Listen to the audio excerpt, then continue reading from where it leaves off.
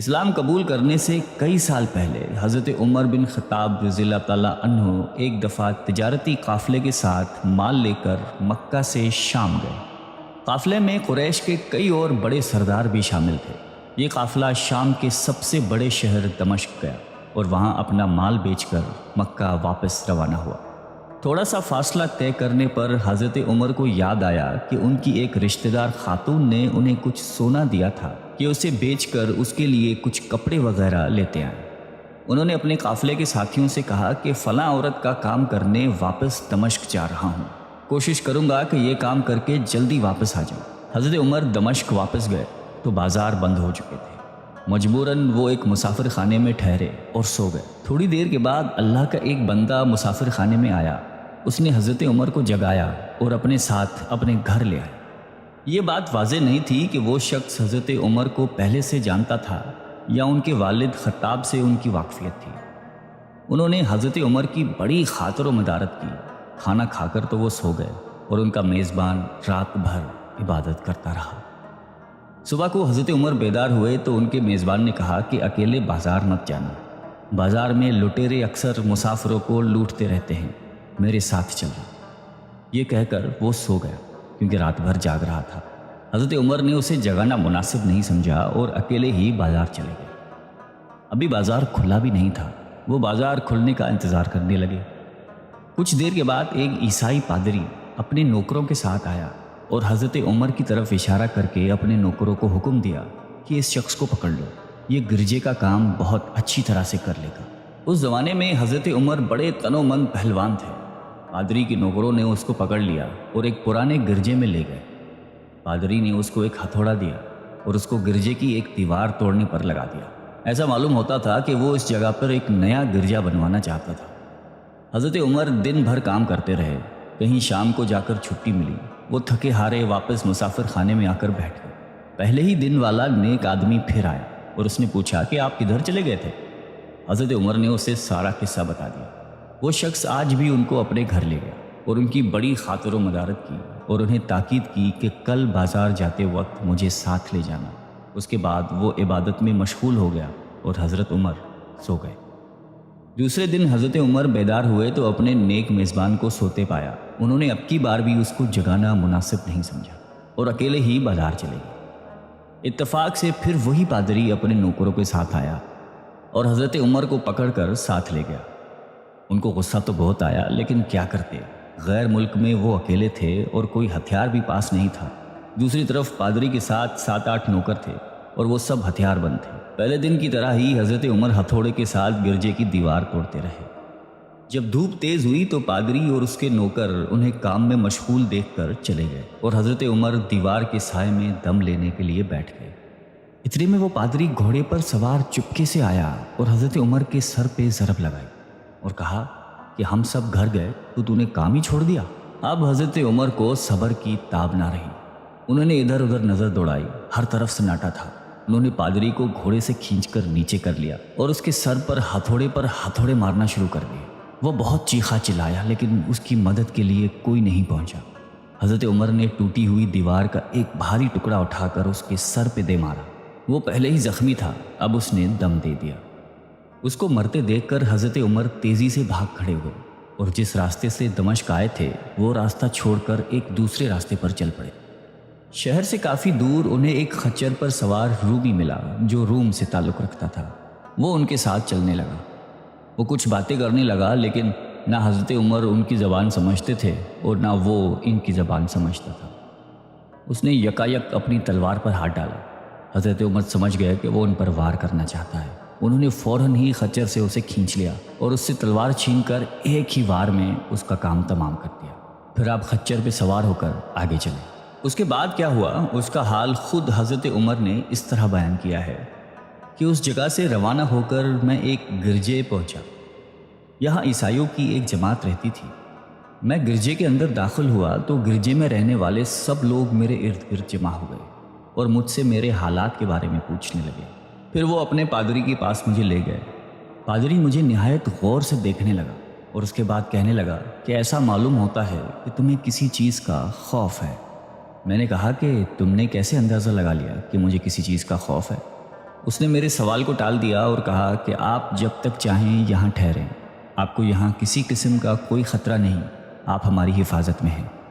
پھر اس پادری نے مجھے اپنے گھر میں مہمان کی طرح رکھا اور میری نہایتی خاطر و مدارت کی، اور پھر پوچھا کہ آپ کون ہیں؟ میں نے اسے بتایا کہ میں مکے کا رہنے والا ہوں اور قبیلہ قریش سے تعلق رکھتا ہوں۔ تجارتی قافلے کے ساتھ شام آیا تھا۔ تجارت کا مال بیچنے کے بعد ایک ضروری کام کے لیے مجھے اپنے قافلے سے جدا ہو کر واپس دمشق جانا پڑا۔ اب میں اپنے وطن واپس جا رہا ہوں اور راستہ بھٹک کر یہاں آ نکلا ہوں۔ پادری مجھے غور سے دیکھتا رہا اور بار بار طرح طرح کے سوال کرتا رہا۔ میں نے ان کے ہاں نہایتی آرام سے رات بسر کی۔ صبح کو آپ نے پوچھا کہ آپ کا ارادہ یہاں ٹھہرنے کا ہے یا آگے جانے کا؟ میں نے کہا کہ اب میں آپ سے رخصت ہونا چاہوں گا۔ یہ سن کر پادری نے اپنا ایک شاندار گدھا جو بڑا خوبصورت اور نہایتی تیز رفتار تھا لے آیا۔ اس گدھے کی پیٹھ پر کھانے کی مزیدار چیزیں اور قیمتی تحفے بھرے ہوئے تھے، اور پھر کہنے لگا کہ آپ اس گدھے پر سوار ہو جائیں اور چل پڑیں۔ راستے میں آپ کا گزر کسی عیسائی کے مکان کے پاس سے ہوگا تو وہ آپ کو اس گدھے پر سوار دیکھ کر آپ کی بے حد تعظیم کرے گا اور آپ کی خاطر و مدارت میں کوئی کسر نہیں چھوڑے گا۔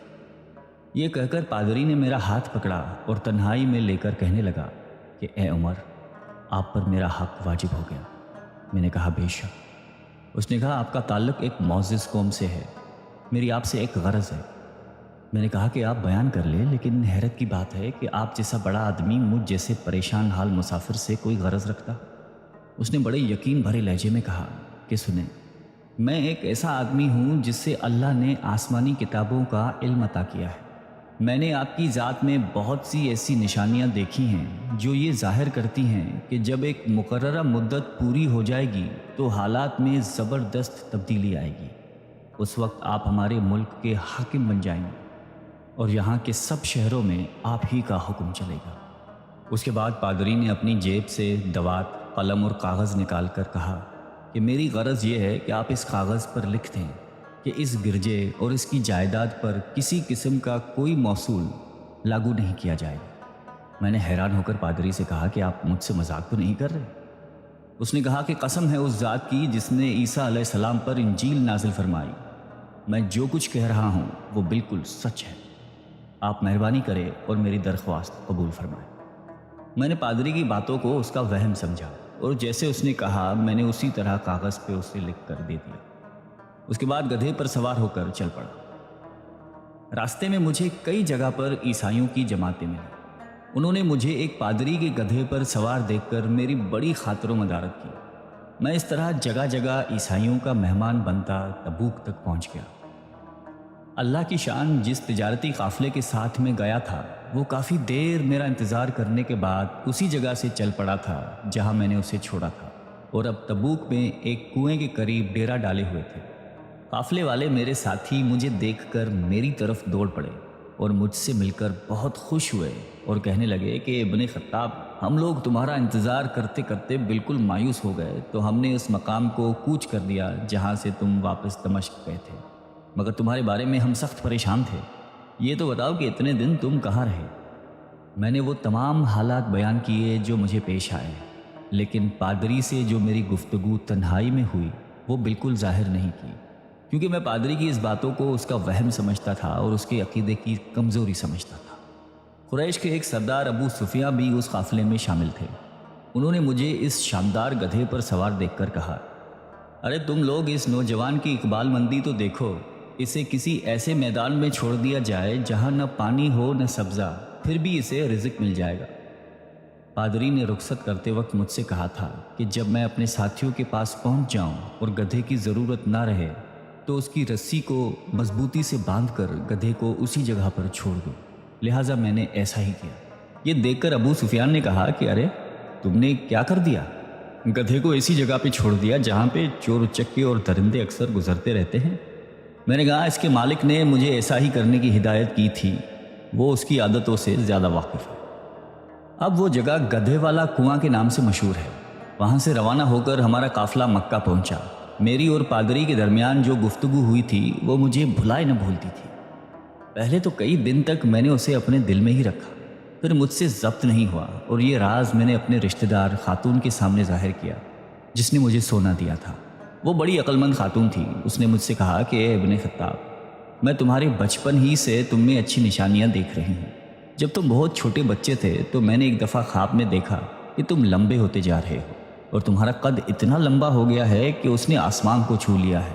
یہ دیکھ کر میں نے خواب میں کہا کہ ارے یہ میرے بچے کی کیا حالت ہو گئی ہے. کسی نے کہا کہ یہ لڑکا دنیا اور آخرت میں بھلائی پانے والا بنے گا. جاہلیت کے زمانے میں اس قسم کی باتوں کا مطلب میرے سمجھ میں نہیں آتا تھا. مکہ میں ایک شخص اہل کتاب یعنی یہود و نصارہ میں سے تھا جو بہت گمنام تھا. عام لوگ تو اس سے واقف بھی نہیں تھے، لیکن قریش کے کچھ سردار اسے پہچانتے تھے اور اس کی بہت عزت کرتے تھے. ایک دن دوپہر کے وقت میں اس کے ہاں گیا اور اسے جا کر کہا کہ میں آپ سے چند باتیں کرنا چاہتا ہوں اور چاہتا ہوں کہ آپ ان کو اپنے دل میں راز بنا کر رکھیں اور کسی کے سامنے ظاہر نہ کریں. اس نے ایسا کرنے کا وعدہ کیا تو میں نے اپنے سفر کے تمام واقعات اس کے سامنے بیان کر دیے اور اپنے رشتہ دار خاتون کے خواب کا بھی ذکر کیا. جب میں اپنی گفتگو ختم کر چکا تو اس نے کہا کہ ابن خطاب، جس کو تم نے موصول کی معافی کا وعدہ لکھ کر دیا ہے وہ اس زمانے میں عیسائیوں کا سب سے بڑا عالم ہے. جو کچھ اس نے کہا وہ سب سچ ہے اور جلد ہی وہ سچ تمہارے سامنے آ جائے گا.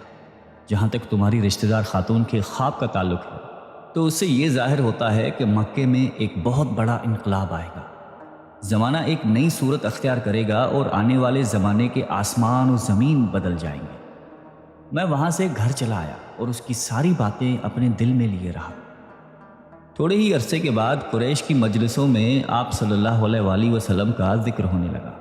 یہ لوگ اس بات پر چڑھتے تھے کہ محمد صلی اللہ علیہ وآلہ وسلم اپنے آپ کو اللہ کا رسول کہتے ہیں، لوگوں کو بتوں کی پوجا کرنے سے منع کرتے ہیں اور ایک اللہ کو ماننے پر زور دیتے ہیں. جلد ہی اللہ تعالیٰ نے اسلام کو ظاہر کر دیا اور مجھے یقین ہو گیا کہ حالات وہی صورت اختیار کر رہے ہیں جس کی طرف آسمانی کتابوں کے عالم شام کے پادری نے اشارہ کیا تھا. نبوت کے 6 سال حضرت عمر نے اسلام قبول کر لیا اور رسول اللہ صلی اللہ علیہ وآلہ وسلم کے جان نثار ساتھی بن گئے. 11 ہجری میں آپ صلی اللہ علیہ وآلہ وسلم نے اس دنیا سے پردہ فرمایا تو حضرت ابو بکر مسلمانوں کے پہلے خلیفہ بنے. 13 ہجری میں انہوں نے وفات پائی تو حضرت عمر خلیفہ بنے. ان کے سفر نامے کی روایت کرنے والے راوی کا بیان ہے کہ حضرت عمر فاروق اپنے خلافت کے زمانے میں شام تشریف لے گئے تھے تو ایک بہت بوڑھا آدمی جس کے بال برف کی طرح سفید ہو چکے تھے عیسائیوں کی ایک جماعت کے ساتھ ان کی خدمت میں حاضر ہوا اور عرض کیا کہ اے امیر المومنین، کیا آپ مجھے جانتے ہیں؟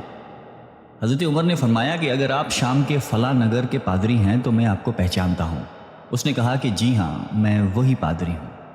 حضرت عمر فاروق رضی اللہ تعالیٰ عنہ نے فرمایا کہ میں نے آپ سے لکھ کر جو عہد کیا تھا وہ آج بھی قائم ہے. اللہ تعالیٰ نے اپنے رسول صلی اللہ علیہ وآلہ وسلم کے ذریعے ہمیں عزت بخشی.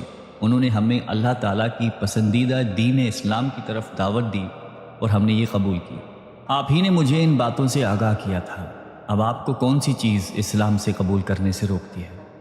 بوڑھے پادری نے حضرت عمر کی باتیں سن کر اسی وقت اپنے ساتھیوں سمیت کلمہ پڑھ کر اسلام کی دولت حاصل کر لی. اللہ تعالیٰ ہم سب کو قلب سلیم عطا فرمائے اور قرآن اور حدیث پہ چلنے کی توفیق عطا فرمائے. آمین.